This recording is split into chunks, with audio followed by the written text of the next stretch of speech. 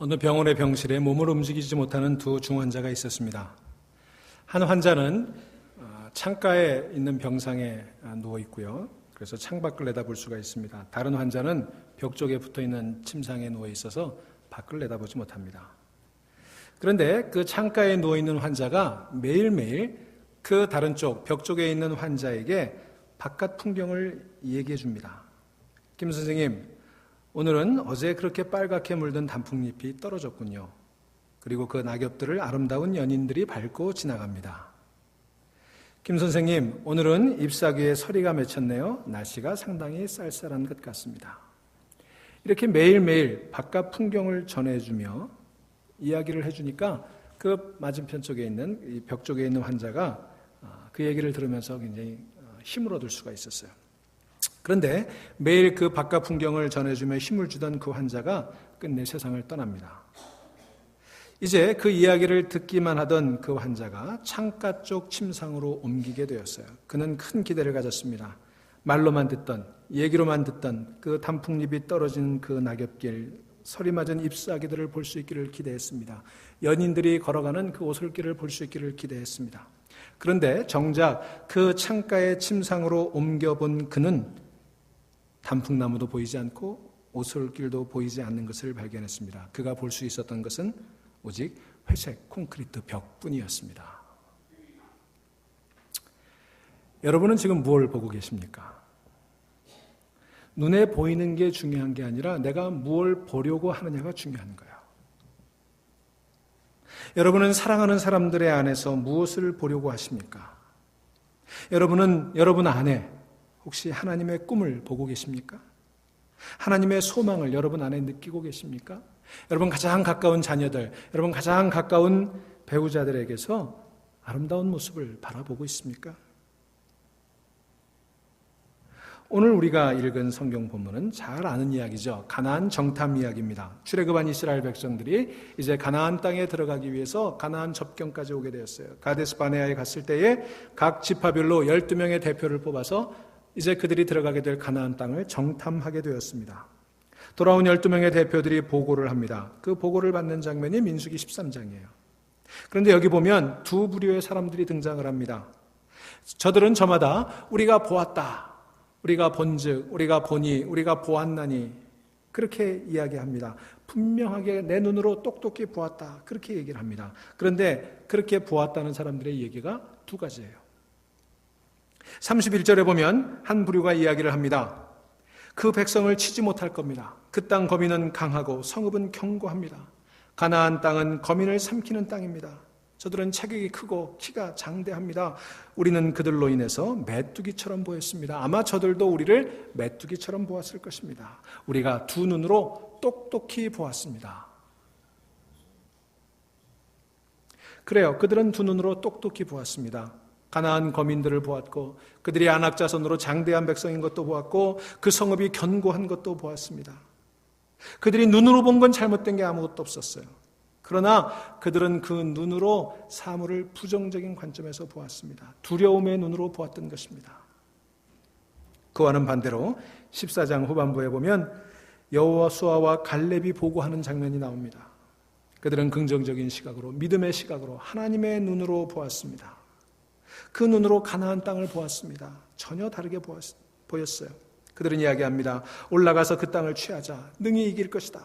그 땅 백성들을 두려워하지 말자. 그 땅은 심히 아름다운 땅이다. 그들은 우리의 밥일 뿐이다.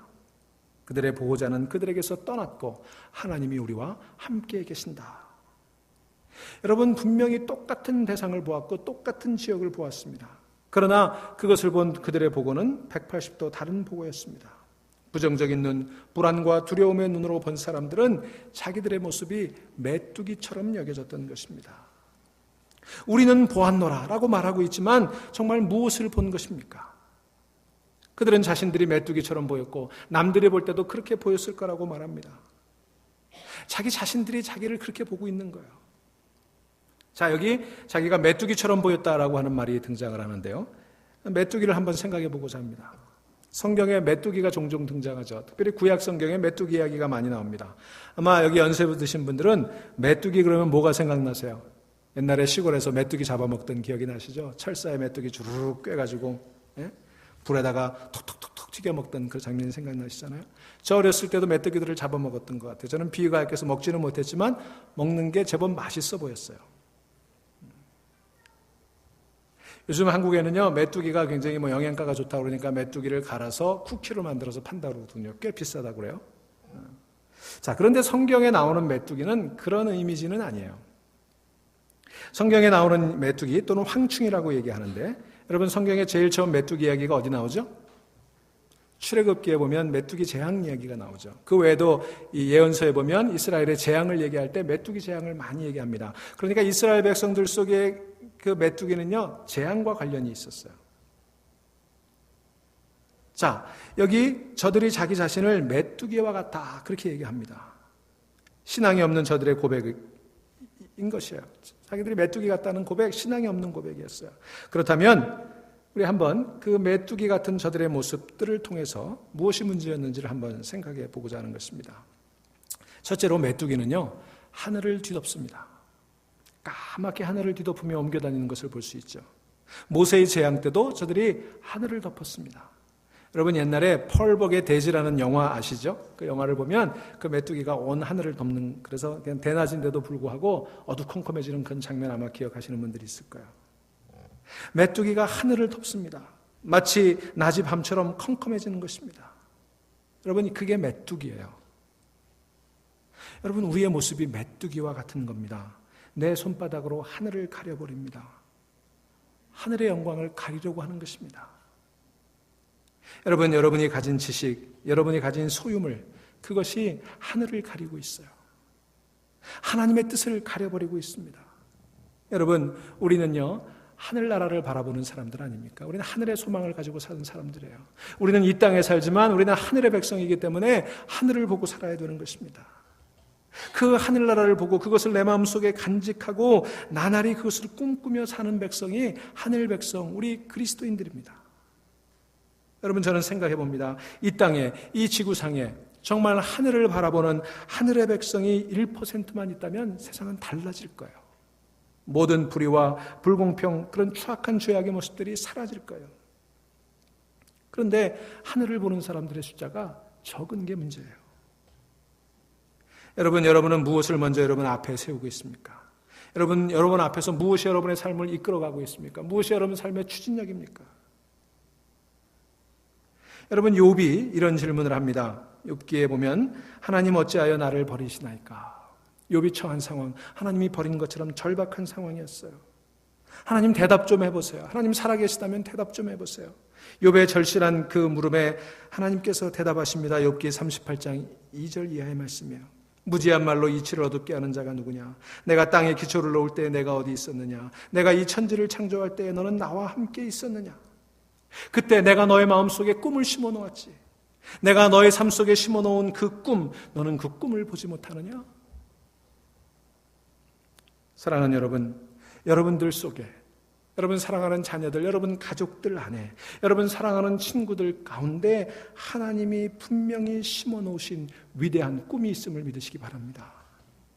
위대한 하나님의 소망이 여러분 삶 가운데 있어요.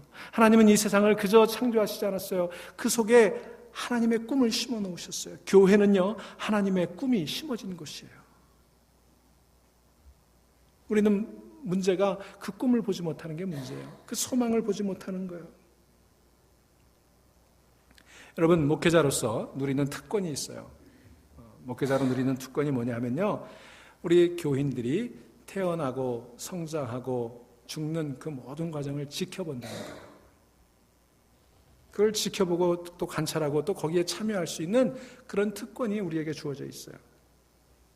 여러분 제가 우리 교회 와서도 우리 청년들 결혼식 여러 번 주례하고, 제가 결혼한 청년들이 아기를 낳고 그 아기가 첫 예배를 여기 들어오면 제가 축복기도 해주고, 또 그 아이들 이제 세례를 베풀고 돌 예배를 하고, 제가 벌써 이 교회 와서 돌 예배를 수십 번 했어요. 그럴 때마다 얼마나 감사한지 몰라요. 이게 특권이에요.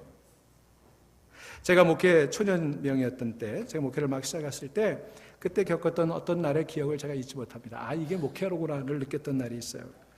공교롭게도 어느 한 날, 그날이 토요일이었었는데 입주 예배 임종예배, 팔순예배, 결혼예배, 그리고 돌예배를 같은 날 드린 적이 있었어요.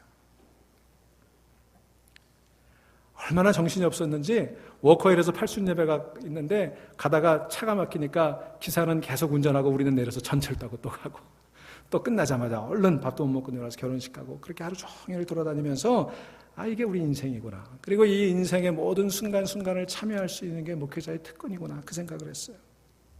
새로 입주한 것을 축하하면서 감사의 예배를 드리고, 곧바로 죽음을 앞두고 같이 울면서 기도하고 찬송 부르며 임종 예배를 드렸어요. 팔순을 맞는 권사님 축하 예배를 드리고, 결혼한 젊은 부부를 축복하는 그런 예배를 참여했습니다. 그리고 저녁 때 한 뷔페 식당에서 어린아이 돌 예배를 감사하면서 하나님 앞에 예배 드렸어요. 그때 저는 전도사 시절이고 우리 담임 목사님이 그 아이를 안고 기도하는데, 그 목사님 품에 앉아서 기도를 받는 그 아이의 모습을 보면서 제가 생각했어요. 한 사람이 태어나서 여러 과정을 거치는구나. 실패도 하고 좌절도 하고 고통도 겪고 또 행복도 느끼고, 그런 모든 변화의 과정을 거치면서 결국 인생이 죽음이라는 것을 향해 가는구나. 그 모든 변하는 과정 중에 목사님이 돌을 맞이한 아이를 품에 안고 축복 기도를 드릴 때 만감이 교차했어요. 하나님께서 그 모든 변화하는 과정 속에서도 우리를 저렇게 안아주시겠지. 그 변화하는 모든 파도 속에서 변치 않는 사랑으로, 변치 않는 인도로 우리를 이끌어 주시겠지. 그 생각이 들었던 거예요. 여러분, 우리의 인생이라고 하는 게 변하는 것입니다. 그 변화의 과정 속에 아픔도 있고 실패도 있고 좌절도 있어요. 그러나 중요한 것은 그 변화는 우리 인생 속에 변치 않는 하나님이 우리를 안아주신다고 하는 것입니다. 그러니 여러분, 변하는 이 세상의 모든 변화와 그 변화 속에 나타나는 고통을 바라보시겠습니까? 아니면 그 변화하는 우리의 삶 속에 변화하지 않는 하나님의 사랑을 바라보시겠습니까? 여러분, 무엇을 보려고 하세요? 사랑하는 여러분, 하늘을 덮는 메뚜기와 같은 존재가 아니라 하늘을 바라보는 하늘의 백성으로 살 수 있기를 주의 이름으로 축원합니다. 변함없이 우리를 지켜주시는 하나님의 그 은혜를 감사하며 하늘을 향해 날아가는 여러분 될 수 있기를 주의 이름으로 축원합니다. 두 번째로, 메뚜기의 속성 중에 하나는요, 갉아먹는 거예요. 여러분, 영화에 보시면 알죠? 그 메뚜기가 다 갉아먹습니다. 메뚜기 때가 지나가면 남는 게 없어요.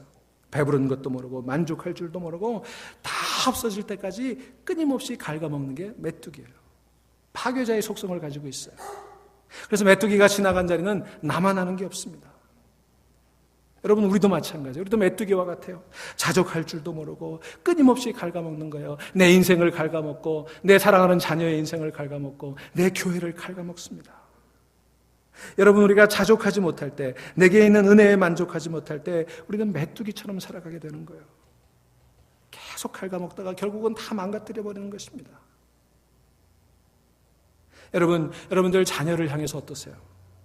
우리 자녀를 사랑한다고 하지만 사실은 우리는 자녀들에게 얼마나 닥달하며 그들을 갉아먹습니까? 우리는 세상적인 가치로 우리 자녀들을 바라보잖아요. 그런 것으로 우리 자녀를 평가하잖아요. 그래서 자녀들이 성공하기를 바라고, 자녀들이 잘 되기를 바라고, 그래서 그들의 행복을 추구한다고 하지만 그들은요, 행복을 추구하는 과정 속에서 갉아먹히고 있어요. 여러분, 우리가 자녀들에게 인간적인 욕심으로 기대를 가지고 있으니까 그 자녀들이 행복할 수가 없어요. 망가지는 거예요. 그들을 즐길 줄 모르는 거예요. 여러분 보세요. 할머니와 할아버지, 그리고 엄마 아빠의 차이가 뭔지 아세요? 할머니 할아버지는요, 그냥 손주들 그 자체로 이쁜 거예요. 뭐 하라 마라 얘기하지 않은 거예요. 그래서 있는 모습 그대로 기뻐해 주는 거예요. 그냥 그대로 인조해하는 거예요. 근데 부모들은 어때요? 그저 닥달하죠. 저희 은빈이가 여기 앉아있으니까 얘기가 좀 껄끄럽지만 한 2년 전에 우리 아이가 그러더라고요. 아빠, 엄마 달라졌어요? 자기가 달라진 건 생각하고 나보고 달라졌대요. 뭐가 달라진 것 같으니? 그랬더니 엄마, 아빠가 할머니, 할아버지처럼 됐대요. 그래서 이게 무슨 뜻이냐? 늙었다는 얘기냐? 그러니까 그랬더니 그게 아니고 언제부터 엄마, 아빠가 자기에게 자기를 컨트롤하지 않으려고 한다는 거예요. 할머니, 할아버지가 그냥 오냐 그래 그러는 것처럼 그렇게 변했다는 거예요. 그래서 좋다는 거예요. 그때 제가 깨달았어요. 내가 아이를 컨트롤하려고 하는구나. 여러분, 자녀를 갉아먹지 마시기 바랍니다. SAT하고는 그렇게 중요한 거 아니에요. SAT 점수가 그들의 인생을 결정하지 않습니다. 여러분, 하나님은요, 우리를 SAT로 평가하지 않으세요. 하나님은 우리의 직업이나 우리의 권력이나 우리의 물질로 우리를 평가하지 않습니다. 우리를 있는 모습 그대로 우리를 인조이 하고 계세요. 하나님이 우리를 인조이 하신다면 우리도 서로를 인조이 해야 되지 않을까요? 여러분, 하나님께서 꿈꾸시는 그런 꿈을 같이 꾸시기 바랍니다. 하나님께서 우리 자녀들 삶 속에 꾸고 계시는 그 꿈을 같이 꾸세요. 그리고 그걸 도와드리세요. 하나님이 보시는 모습 그대로 서로를 바라볼 수 있기를 바랍니다. 여러분들의 자녀들, 여러분의 배우자들 그런 모습으로 바라볼 수 있기를 바랍니다. 여러분, 우리가 너무 성과주의적으로 물량적인 걸로 계량주의적인 것으로 그렇게 세상을 바라보고 대상을 바라보지 않습니까? 사랑한다고 하면서. 어느 회사에 영업부의 실적이 좋지 않으니까 그 부서에서 비상이 걸렸어요. 그래서 좀 위기를 극복해 봐야 되겠다. 그러면서 세미나로 모였습니다. 그때 그 세미나 강사가 직원들을 모아놓고 이렇게 얘기합니다. 백지 한 장을 보여줘요. 근데 거기에 점이 하나 찍어져 있어요. 여러분, 여기에 뭐가 보이십니까? 직원들이 다 한결같이 얘기합니다. 점이 보입니다.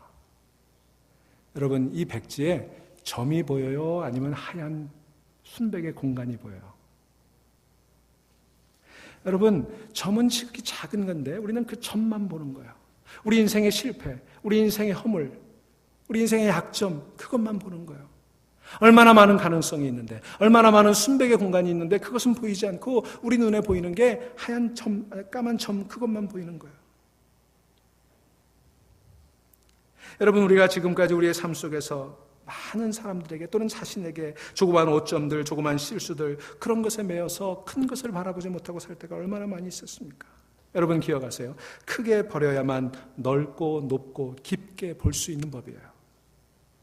여러분의 마음속에 욕심이 가득하다면 그 욕심의 추가 멀리 보지 못하게, 깊이 보지 못하게, 넓게 보지 못하게 우리를 잡아당길 거예요. 우리를 끌어당겨버리는 거예요. 그래서 우리는 가라앉을 수밖에 없어요. 사랑하는 여러분, 여러분들이 지금 많은 것들을 내려놓고 욕심을 버릴 때 하나님의 꿈이, 하나님의 소망이 여러분 안에서, 여러분들 자녀 안에서, 여러분이 사랑하는 배우자들 안에서 꿈틀거리게 되는 것을 보게 될 줄로 믿습니다. 여러분, 그걸 볼 수 있기를 바라요. 메뚜기처럼 갉아먹지 말고 있는 모습 그대로를 보며 그 속에 숨겨진 하나님의 꿈을 바라볼 수 있기를 주의 이름으로 축원합니다. 메뚜기의 속성 중에 세 번째 속성은 때로 몰려다닌다는 거예요. 메뚜기는 개별적으로 다니지 않습니다. 늘 때로 몰려다닙니다. 그러면서 항상 웅웅거립니다. 머머링이라고 그러죠, 영어로. 징징거리는 거예요. 불평합니다. 이스라엘 백성들을 보면 그랬습니다. 항상 모여서 뭐 했어요? 징징거렸어요. 불평했어요. 이스라엘 사람들이 곡을 하며 부르짖으며 이렇게 얘기합니다. 어찌하여 여호와가 우리를 그 땅으로 인도하여 칼에 망하게 하려 하는고, 우리 처자가 사로잡히니 애굽으로 돌아가는 것이 낫지 아니하랴. 불평하는 거예요. 모여서 때로. 여러분, 저들이 광야에서 만나와 메추라기로 배부르게 먹게 되었는데 어느 날 하루는 불평하는 거예요. 눈에 보이는 게 만나밖에 없구나. 애굽의 고깃가마를 그리워합니다. 여러분, 냉정하게 생각해 보세요. 저들이 애굽에서 고깃가마를 제대로 먹었을까요? 천만의 말씀이에요. 저들이 노예고 저들이 종인데 누가 고기를 그렇게 많이 먹여줬겠어요? 그저 바로의 생일날 한 번 먹었겠지. 그런데도 우리가 애굽에서 고깃가마에 고기를 먹었다. 그 시절로 돌아가자. 여러분, 착각이에요. 여러분 잘 아세요. 불평의 마음이 생기면요, 착각하게 되는 거예요. 여러분, 불평이 중독되는 거 아세요? 내가 홀릭이라고 그러죠. 일에 중독되는 거 월코홀릭, 알코올에 중독되는 거 알코올릭, 부정적인 생각에 중독되는 건 내가 홀릭이에요. 여러분, 오늘 성경에 보면 부정의 소리에, 불평의 소리에, 원망의 소리에 중독된 사람들을 볼 수 있어요. 믿음과 희망을 전하는 것이 아니라 원망과 불평을 전하는 그런 사람들의 목소리를 들을 수 있어요. 여러분, 메뚜기처럼 중얼거리며 불평하며 원망하지 말고 믿음으로 세상을 바라볼 수 있기를 주의 이름으로 축원합니다. 우리가 사물을 볼 때 여러 가지 관점이 있어요. 프로이드 같은 심리학자는요, 인간의 모든 것을 성적인 에너지, 리비도라고 하는 것으로 해석했어요. 다윈은 물질 에너지로 세상을 바라보았죠. 또는 이성의 눈으로 세상을 보는 사람들이 있습니다. 모든 것을 분석하고 모든 것을 이성적으로 그렇게 바라보는 사람들이 있어요. 계산적이죠. 그래서 모든 인간관계도 그렇게 계산적으로 맺게 되는 사람들을 보게 됩니다. 그러나 세상에는요, 믿음의 사람들이 있어요. 믿음의 눈으로 세상을 보는 사람들이 있습니다. 믿음으로 같은 사건이라도 같은 일이라도 하나님의 눈으로 보는 거예요. 한 사건을 향해서 하나님의 섭리, 하나님께서 어떻게 운영하고 계시고 하나님께서 어떻게 활동하고 계신가를 생각하면서 그 일 속에서 하나님의 꿈, 하나님의 소망을 바라보는 거예요. 여러분, 우리 기독교인들은 바로 하나님의 꿈을 바라볼 수 있는 자들인 줄로 믿으시기를 바랍니다. 하나님의 시각으로 내 자녀를 보고 하나님의 눈으로 내 이웃을 바라보고 하나님의 시각으로 이 교회를 바라보는 사람이 우리 그리스도인이에요. 여러분, 믿음의 눈으로, 하나님의 눈으로 세상을 바라보는 게 얼마나 달라 보이는 줄 아세요? 여러분, 찬송가 580장, 그전 찬송가로 371장, 남궁옥 선생님이 지으신 찬송 삼천리반도 금수강산이라는 노래가 있죠. 그 노래는 일제시대 억압의 암울한 시대 속에 지어진 찬송입니다. 남들이 우리 민족을 엽전이라고 그러고 우리 민족을 냄비라고 그러고 우리 민족을 그렇게 평가절하하고 비하하고 우리는 일본의 식민지가 될 수밖에 없다. 그게 잘 사는 길이다. 그렇게 얘기할 때 남궁옥 선생은 다르게 보았어요. 믿음의 눈으로 봤어요. 이 나라가 아름다운 나라고 이 나라가 큰 나라라고 보았던 거예요. 그래서 삼천리반도 금수강산이에요. 여러분, 삼천리라는 말 제가 언젠가도 설명했지만 우리나라 사람들이 삼천리라는 말 참 좋아요. 삼천리 자전거, 삼천리 연탄, 삼천리 고무신. 그런데요, 삼천리라고 하는 거 굉장히, 저는 어렸을 때 삼천리가 굉장히 큰 줄 알았어요. 여러분, 삼천리가 서울 신우주 천리, 서울 목포 천리, 서울 부산 천리, 그래서 삼천리예요. 천리는 400km, 250마일. 저는 지난 주일에요, 어디예요? 파나마시티까지 300마일 갔다 왔어요. 여러분, 겨우 250마일밖에 안 되는 그런 땅이에요. 다 합쳐야 삼천리, 다 합쳐야 750마일밖에 안 되는 그런 조그만 땅. 정말 애들 표현대로 코딱지만한 땅. 여러분, 저는 미국에 와서 삼천리가 얼마나 조그만지를 비로소 알게 됐어요. 여러분, 금수강산, 여러분, 대한민국이 뭐 그렇게 아름답습니까? 미국에 와보니까 얼마나 절경들이 많아요. 무슨 금수강산도 아닌 것 같아요. 그런데 남궁옥 선생은 믿음의 눈으로 보니까 정말 그 코딱지만한 나라가 삼천리 큰 나라로 보였던 거예요. 아름다운 금수강산으로 보였던 거예요. 그래서 삼천리반도 금수강산, 하나님 주신 동산으로 보였던 거예요. 이 동산에 할 일이 많다고 보았던 거예요. 하나님께서 그 땅에 심으신 뜻이 있다고 보았던 거예요. 꿈이 있다고 보았던 거예요. 우리를 일꾼으로 부르게 하신 하나님이 계신다고 보았던 거예요. 그 일꾼으로 나를 부르셨다고 하는 것에 감사하는 마음으로 찬송 불렀던 거예요. 여러분, 그는 하나님의 꿈을 꾼 사람이었습니다. 하나님의 시각으로 아름다운 나라, 해야 될 일을 바라보았던 사람입니다. 여러분, 하나님의 눈으로 삼천리 금수강산을 바라보는 여러분이 되시기를 주의 이름으로 축원합니다. 여러분, 이 교회를 하나님의 눈으로 바라보세요. 어느 횡단보도 앞에 시각장애인이 서 있습니다. 시각장애인은 길을 건너야 될지 말아야 될지 떨면서 주저하고 있습니다. 불안하게 이를 데가 없어요. 그때 생각했습니다. 누군가 내 손을 붙잡아서 이 횡단보도를 건너게 해주면 얼마나 좋을까. 그런데 그때 마침 아주 예쁜 아가씨의 음성이 들려왔습니다. 선생님, 저랑 같이 가실까요? 저랑 같이 건너셔도 되겠습니까? 아주 반가운 목소리였어요. 그럼요. 그 아가씨의 손을 붙잡고 길을 건넙니다. 그런데 길을 건널 때 빵빵 소리가 들려요. 하지만 걱정이 안 됐습니다. 누군가 나를 손을 잡고 건너주니까 걱정할 일이 없다고 생각이 들었어요. 그렇게 길을 다 건넜습니다. 이제 그 아가씨에게 감사하다는 인사를 해야 되겠어서 이제 그쪽을 향해서 감사합니다라고 말을 하려고 막 하는데 그때 그 상대방 아가씨가 먼저 이야기를 합니다. 선생님, 정말 고맙습니다. 선생님 덕분에 제가 길을 무사히 건넜습니다. 저는 사실은 교통사고로 시각을 잃은 시각장애인이랍니다. 선생님, 다음에도 저 같은 사람을 꼭 도와주세요. 여러분, 우리가 칠흑 같은 이 세상을 앞을 보지 못하고 걸어갈 때 하나님이 여러분의 손을 붙잡아 주실 줄로 믿으시기 바랍니다. 여러분은 하나님의 약속 안에 있는 사람들이에요. 많은 사람들이 어두운 것을 보고 많은 사람들이 가지 못한다고 불평하고 원망하는, 아니 도리어 되돌아가자고 그렇게 불만하는 그 순간에 여러분들을 붙잡아 주시는 하나님이 계시는 거예요. 그러니 두렵지 않은 거예요. 걱정할 게 없는 거예요. 하나님의 꿈을 밝히는 사람, 여러분 그런 사람이 되셔야 할 줄로 믿습니다. 하나님의 꿈을 꾸는 사람이 되셔야 하는 거예요.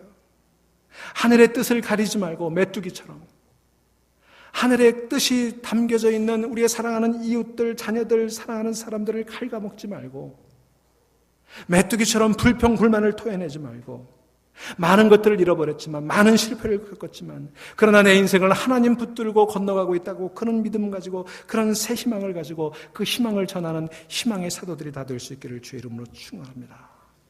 그 소망을 보려면요 우리에게 뭐가 필요하냐? 순종의 마음이 필요해요. 같은 것을 보았어도 순종의 마음이 필요한 거예요. 영의 눈으로 보지 않으면 그게 보이지 않는 거예요. 여러분 사도행전 21장에 보시면 아주 재미있는 기사가 나와요. 여러분 사도행전 21장을 한번 펴보시겠어요?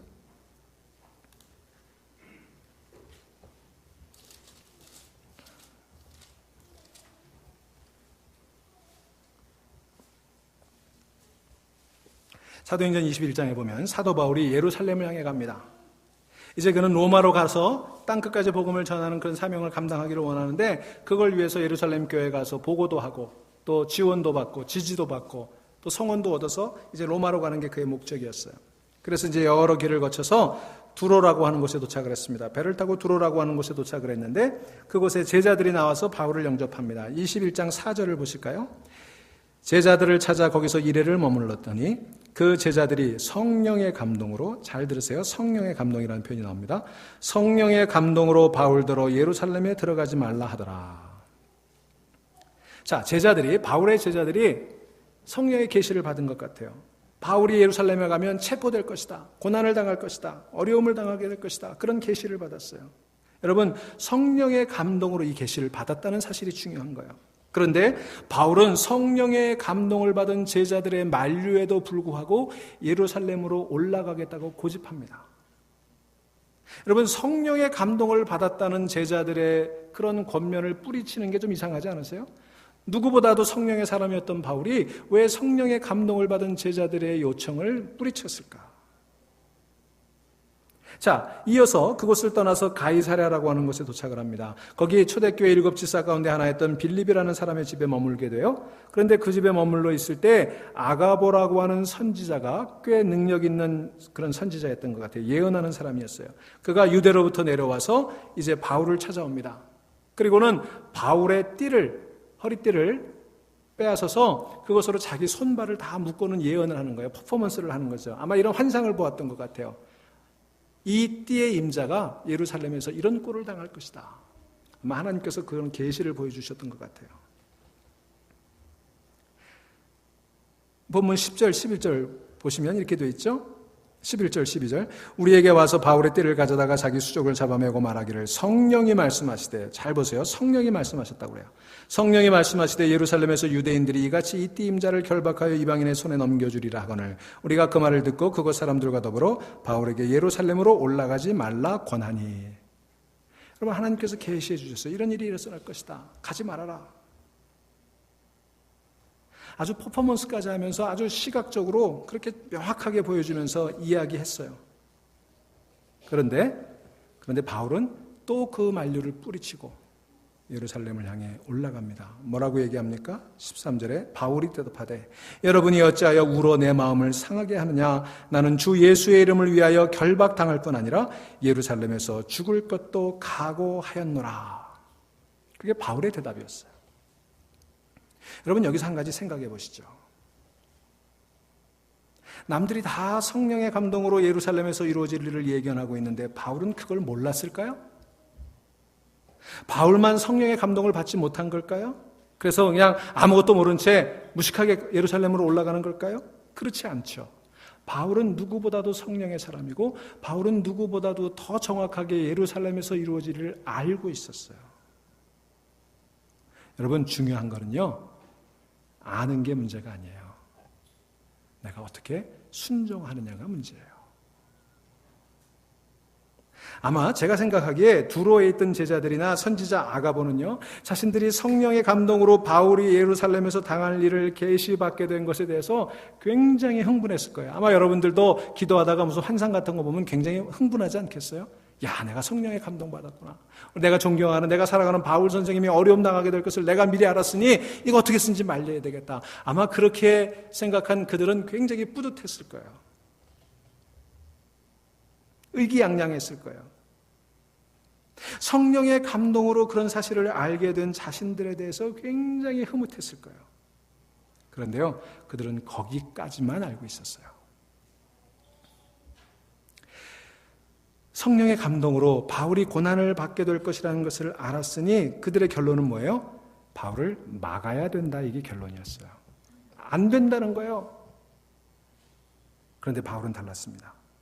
바울은 고난과 역경이 기다리고 있는 예루살렘을 향해 나아가야 된다고 믿었습니다. 그가 품고 있었던 세계 선교를 위해 땅끝까지 가기 위해 로마로 가야 했고, 그러기 위해서는 예루살렘 교회의 동의와 지원이 필수적이었고, 그러니 체포되는 한이 있더라도 하나님께서 모든 일을 맡아주실 터이니 나는 믿음을 가지고 올라가겠다. 이게 바울의 마음이었어요. 바울은요, 하나님의 뜻에 자기를 순종시켰던 것입니다. 그렇습니다. 중요한 건 순종이에요. 지식이 아니에요. 정보가 아닙니다. 분석과 판단이 아닙니다. 여러분, 때로는요, 성령의 감동조차도, 성령이 주시는 예언조차도 쓸데없을 때가 있어요. 순종이 따르지 않으면. 여러분, 그러니까 여러분 환상 봤다고 뭐 기고만장하지 마세요. 계시 받았다고 뭐 다 한 것처럼 생각하지 마세요. 순종하지 않으면 그게 하나님의 뜻에 저항하는 게 되는 거예요. 여러분, 하나님의 일을 하는데 어려움이 없을 수 없습니다. 하나님의 일을 하는 데는 문제가 없을 수 없습니다. 여러분, 하나님은요, 어떤 어려움도 없이 일을 성사시킬 수 있는 분이에요. 여러분, 말씀으로 천지를 지으신 분 아니에요? 천지를 다스리시는 분 아니에요? 그러니까 하나님에게는요, 모든 것을 원만하게 이루실 수 있는 능력이 있으세요. 그런데 하나님에게는 일의 성사가 중요한 게 아니에요. 여러분, 우리는 일을 이루느냐 마느냐 그거 굉장히 중요하게 여기죠. 근데 하나님에게는 그런 것쯤은 문제가 되지 않아요. 하나님은요, 우리에게 순종을 요구하세요. 일의 성사는 누구 손에 달렸어요? 하나님 손에 달렸어요. 우리는 순종할 뿐이에요. 여러분, 하나님은요, 우리에게 그런 믿음을 원하시는 거예요. 왜냐하면 그게 복을 받는 길이기 때문입니다. 하나님은 우리에게 복을 주시기에 우리에게 순종을 요구하시고, 우리의 순종을 시험하기 위해 우리에게 시련과 어려움도 주시는 거예요. 그게 하나님이 일하시는 방식이에요. 하나님은요, 절대로 일을 순조롭게 하지 않으세요. 우리는 하나님 잘 믿으면 일이 순조로워질 것이라고 착각하고 있어요. 그러니까 일이 안 되니까 하나님 왜 나를 버리십니까? 하나님 뭐 하십니까? 그렇게 원망하고 부르짖는 거죠. 여러분, 그게 하나님의 방식인 줄로 믿으시기를 바랍니다. 하나님은 우리의 순종을 원하시기 때문에. 여러분, 교회 일을 하다 보면 어려움이 있습니다. 문제가 생깁니다. 그게 축복인 줄로 믿으시기 바랍니다. 그게 하나님의 뜻이에요. 어줍지 않은 자신의 판단과 분석으로 알량한 예언의 은사로 나대지 말아야 되는 거예요. 여러분, 목사님 이것 때문에 안 됩니다. 저것 때문에 안 됩니다. 이건 어떻게 하실랍니까? 저건 어떻게 하실랍니까? 나도 모르겠어요, 어떻게 해야 될지. 하나님이 아시지. 왜 나한테 물어보세요? 하나님이 여러분을 통해서 그 일을 하실 줄로 믿어요. 그게 여러분을 부르신 하나님의 목적이에요. 우리 예수님 하나님의 뜻에 순종하지 않았습니까? 하나님의 아들이시고 자신이 하나님 자체이신 그분은 고난과 수치가 기다리고 있는 예루살렘을 향해 나아가셨어요. 골고다의 길을 마다하지 않으셨습니다. 몰라서 그랬을까요? 분석이 안 끝나서 그랬을까요? 판단 미스였을까요? 어쩌다 보니 그랬을까요? 그렇지 않죠. 예수님은 다 알고 계셨지만 그게 하나님의 뜻이고 그게 우리 인류를 구원하는 길임을 아셨기에 거기에 순종하셨던 것입니다. 그 순종이 저와 여러분 그리고 온 인류의 구원을 이루었던 거예요. 사랑하는 여러분, 하나님은 당신의 일을 이루기 위해 여러분을 순종의 길로 부르고 계십니다. 안악자손이 눈에 보이지요. 저들이 거인족 속인 게 마음에 걸리지요. 견고한 성읍이 보이지요. 당연히 올라갈 수 없다는 게 결론 아니겠습니까? 여러분, 그러나 우리는 올라가야 되는 거예요. 하나님이 올라가라고 그러셨잖아요. 하나님이 허락하신 땅 아니에요. 하나님이 함께 하실 거 아니에요. 하나님이 내 손을 붙잡아 주실 거 아니에요. 그게 하나님의 방식이에요. 하나님은 절대로 이스라엘에게 무주공산을 허락하지 않으셨습니다. 무혈 입성을 준비하지 않으셨습니다. 믿음의 훈련과 순종의 훈련을 원하셨습니다. 여러분이 그 일의 주인공들이 되기를 원하셨던 거예요. 여러분, 어떻게 하시겠습니까? 못 올라간다고 계속 얘기하시겠습니까? 거기 가면 붙잡혀 죽는다고 얘기하시겠습니까? 그게 여러분들이 받은 성령의 감동이고 그게 여러분들이 받은 예언이고 그게 여러분들이 분석한 여러분들의 이성의 결론입니까? 그 모든 여러분들의 결론을 뛰어넘는 하나님의 역사를 바라볼 수 있는 여러분 되시기를 주의 이름으로 축원합니다. 메뚜기의 생각을 떨쳐버리시기를 바랍니다. 한 응급실에 여성 환자가 들어왔어요. 만삭의 여성이었습니다. 난산 과정입니다. 많은 의료진들이 허겁지겁 그 생명을 살리기 위해 애를 씁니다. 그러나 최선의 노력에도 불구하고 그 산모는 죽어갑니다. 맥박이 점점 내려가고 의료진들은 이제 더 이상 희망이 없는 것을 알았습니다. 아이를 살리고 산모를 포기해야 되는 그런 상황이었습니다. 그들은 채플린 원목 목사님을 불렀습니다. 임종 예배를 부탁합니다. 채플린이 들어와서 임종 예배를 드리고 주관자실을 나올 때 거기 수술을 집도했던 의사 선생님이 앉아서 어깨가 축 처져 있습니다. 실망 가득한 얼굴로 목사님에게 얘기합니다. 목사님, 도대체 왜 이런 고통이 있는 걸까요? 제가 이런 일을 계속해야 합니까? 계속 죽음을 바라야 합니까? 왜 이런 일이 있습니까? 새 생명을 태어나게 하고 어머니는 돌아가셨습니다. 도대체 이런 상황에 대한 하나님의 대답은 무엇입니까? What is God's answer? 그때 채플린 목사님이 그 의사 선생님에게 이렇게 속삭였습니다. You are God's answer. 당신이 당신 무릎에 대한 하나님의 대답입니다. 여러분이 God's answer예요. 이 고단한 세상, 이 험난한 세상, 우리 앞에 거인 족속 안악자손이 있고 견고한 그 성이 둘러싸고 있을 때 그때 하나님의 대답이 무엇입니까? 라고 물을 때 하나님 말씀하십니다. You are the answer.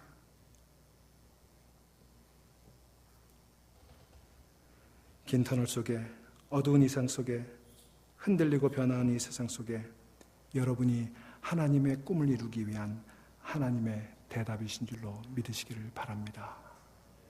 여러분 무엇을 보고 계십니까? 무엇을 보려고 하십니까? 하나님의 꿈을 보시고 여러분이 그 꿈에 대한 하나님의 대답인 줄로 믿으시기를 바랍니다. 묵상하십시다.